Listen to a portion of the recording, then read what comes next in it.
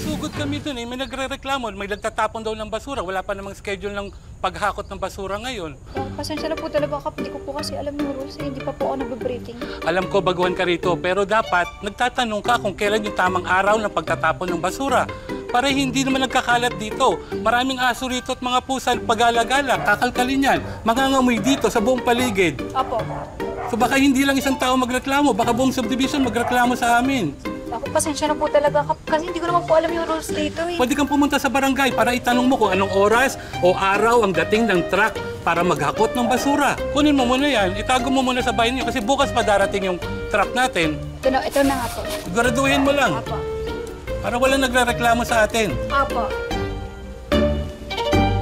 Bakit naman kasi kailangan i-report ng brother mo si ate sa barangay? Ansel, talaga namang against the rules yung magtapon ka ng basura tapos di pa araw ng garbage collection. Sabi ka kasi sa akin ni ate, sinungitan daw siya ng kuya mo. Ganun lang talaga yun. Natural lang yun. Eh si kuya, pinanganak ng nakasimangot. Oh, okay ka lang? Teka, ipan ko. Ansel, ano naman yung kalat dito? Ansel, Hoy! yung mga... Hindi po ako nyo. Hoy! Bakit ganun? Sino to, ha?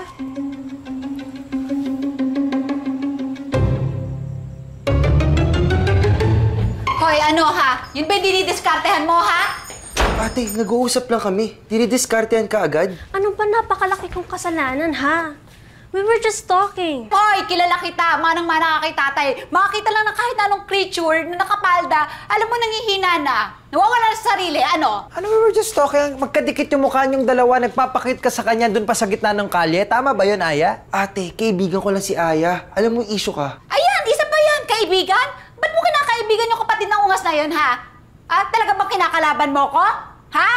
Dog me! Unreasonable ka na, kuya. Pakinggan mo kaya ang pinagsasabi mo. Ako yung pakinggan mo, Aya, okay? If you think that I'm unreasonable, basta ayoko. Naintindihan mo? Sa tingin mo, yan, may laban ka, ate?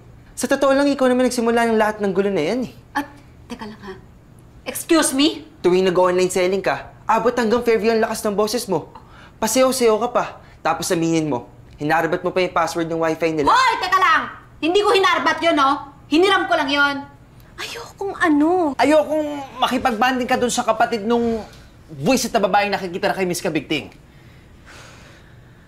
Kung dinaan mo sa magandang paraan, hindi naman nila pinairam yung password ng wifi nila para mapakinabangan mo. Naintindihan mo ba ako, Aya? Tapos na natin itong usapan na to. Okay, naantok na ako.